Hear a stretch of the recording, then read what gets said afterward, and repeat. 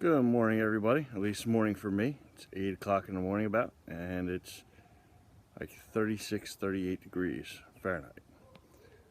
Today, we're going to, at least I'm going to, do a little winterizing on the wagon. My 92 245. Trying to do some winter stuff for it. And that stuff was going to be replacing the plastic splash guard with my aluminum one, since they hold up better when you hit the ice and snow. Taking the E36 bumper off and putting a regular Volvo 240 bumper on.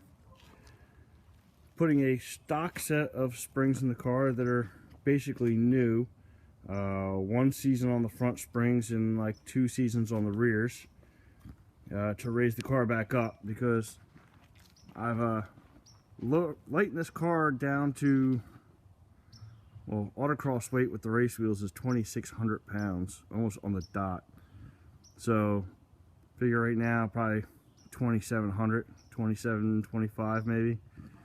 So it'll raise the car up pretty good. And these are, believe it or not, lowering springs that I cut coils out of. Yes, I know cutting coils is bad, but whatever, right? 1 coil cut out of the front, 3 coils cut out of the back. And those are the IPD lowering station wagon springs. And I'll put a pair of snow tires on the back. And when I get these wheels off, I'll taking the tires off, putting snow tires on them, and then those will go up front to replace the pegs. Yes, I have another set of pegs, but while I was waiting on getting the new spacers, I left the other ones off because the 255 width tires won't fit in the front without the spacers. So let's jack the back of the car up. Always remember, chalking the wheel catty corner from where you're going to jack is a good thing for, safety. Sometimes safety is good. Since I'm going to be changing the spring, I'm going to be jacking up from the control arm and putting the jack stand on the jack point, because I'm going to want the axle to hang just so that I have space for spring movement. Don't forget to loosen the wheel before you jack up the car, because you don't want to be that guy who has to put the car back on the ground to get the wheel off. Yeah. I still have some stuff to take out of the car, but currently, just to give you an idea on height and see how it's going to change. Let's see. Got the wheel well here at, what, about 22 3/4. I'll put the body line here at, oops, 29 inches on the passenger side, and the driver's side looks to be just a tad bit lower. I just attribute that to the fact that the fuel tank is offset a little bit to the driver's side, as long as having the spare tire in this butt cheek. Just for my own little bit of safety, now I use the jack stand. I leave the jack under the control arm, just up to it, just so that it has a little support. And I take the wheel off and I put it under the back, partially under the fuel tank, so it's not likely to come down at all. You can see how much movement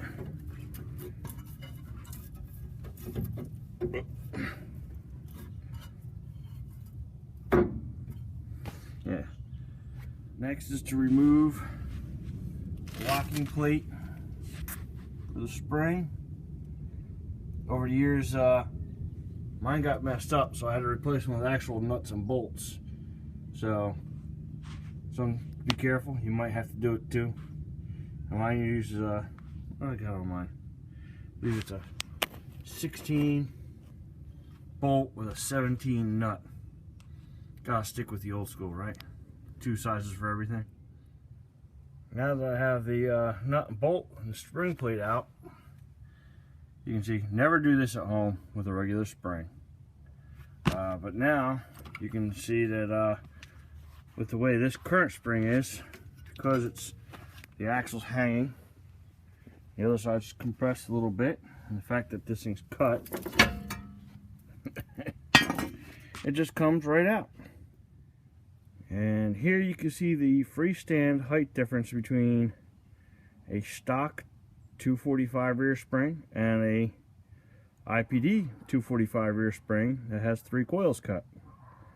The about a 4.5 inch difference in free height, and it makes a bit of a difference in the car, especially considering the IPD coil is just a little bit thicker than the regular coil.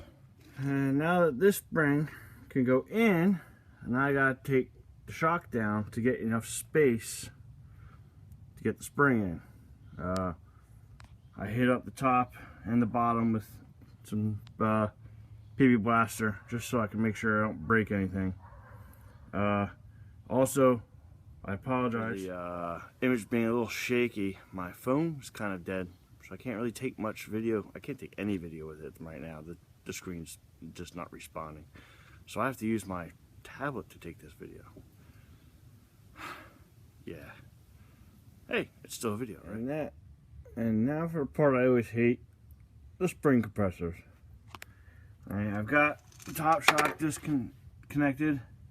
I have my old mangled jack in there with a piece of wood to give me maximum droop at its current setting. That's still just not quite enough. So you got to compress it that little bit just to get that in there. And here's the spring generally in place. You could see how much it had to get compressed. Top of that thread was even with the top of that clamp section. And the problem I had run into with these is this guy in here, because you always have this caliper in the way. So what it is, I get it generally in place, then I will put the cup in and bolt it down, at least get it mostly bolted in place before I release these. That way if anything happens and one of these breaks while I'm undoing them, hopefully yes, it's a small bolt, but hopefully I'll keep it in place and slow the spring down enough I can get away before dying. And there it is, all put back together. Alright, so now we've got the wheel well at about 26 inches. And see that body line there? It's now at what, 32 and a quarter? A little over 32 and a quarter. So yeah, that's a pretty good amount of height gain. And here's one of the reasons why, you know, you're not really supposed to run the cut springs, because maybe the measurement I took from before is a little bit off, since look, the spring shifted and it isn't quite sitting on its perch correctly. So it's probably would have sat a little bit lower on this side. I just when I put the spring back in, I never properly placed it with the cup part towards the front to cup the spring perch, or the centering bit, or maybe it just rotated on its base. It's over from autocross in. Now it's like that. That's why you should buy quality pieces. And if you're going to do something stupid like this, either make a different extender for your cone, your centering cone, like they do on Range Rovers when they lift them, or just save up your damn money and buy one of those pretty ones from friggin' Keppel Henke Racing. And you wouldn't have that problem now, would you? Someday. Convenient thing for me has been always, though, once you get the one tall spring installed, go around to the other side and go to lift it up. You don't need the spring compressor anymore for the spring, because it changes the pivot angle for the axle, giving you much more clearance.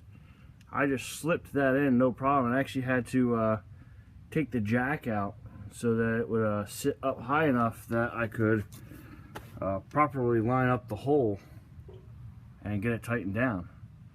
Now I'm actually going to have to compress the suspension a bit so I can get the shock absorber to go back up into place. And yeah, party on. Alright, well here's the driver's side. So we're looking at 26.5 and 33. And just for S&Gs, I want to go back around to the passenger side.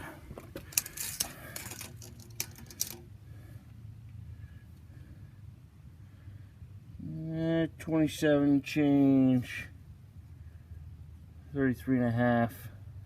So we're looking at what? Probably 4.5 inches, 4.5 inches in height gain. I like that because that means that's a little bit more I can let the snow go before I have to shovel to worry about getting through. Now to do the front of the car. I have to leave the pegs on for now because, like I said, the Virgos that came off the back, I'm taking the tires off because they're pretty rubbish at this point, and I'm going to put fresh snow tires on them, and then I'll put them on the front where the pegs are now once I get those done. Though it may take a bit because I was thinking about sending those out for powder coat, just so get them cleaned up and so they can take the winter salt a little bit better. And then maybe next winter, when the snow tires on those wheels are getting almost done, probably do the same to those. So, but for now, that's how it looks. You can see is acceptable clearance under the back now, and we'll bring the fronts up too. Just gotta turn the car around first. Well, the front bumper's off. That way I can get to the center with the jack. Just jack the whole front up as in one go, since I'll be pulling the front suspension to do the springs. And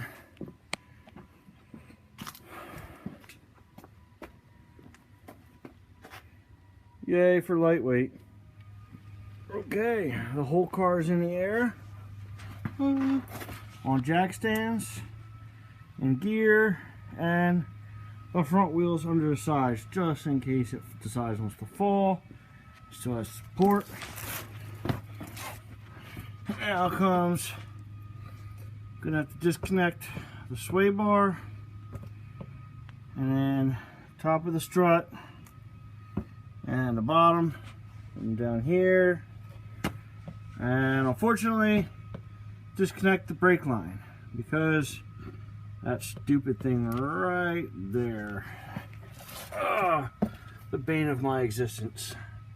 That is one thing that definitely come springtime is going to change, because I'm definitely going to get the bolt-on Capital Hanky ones for the brake lines for, yeah, that way you can just take the caliper off and hang it off to the side, still attached to the brake line, and won't have to worry about bleeding the brakes after twice a year.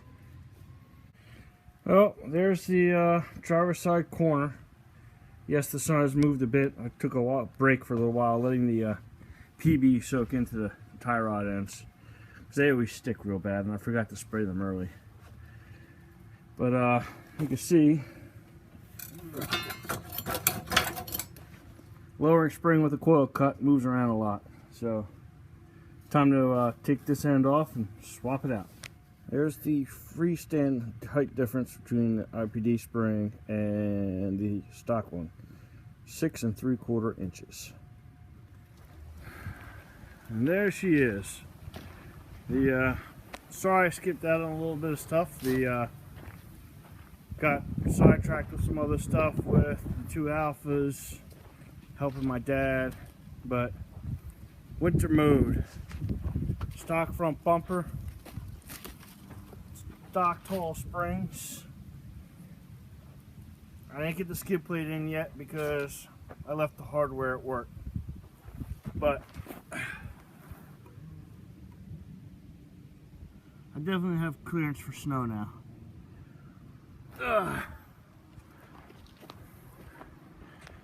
That's winterizing my wagon.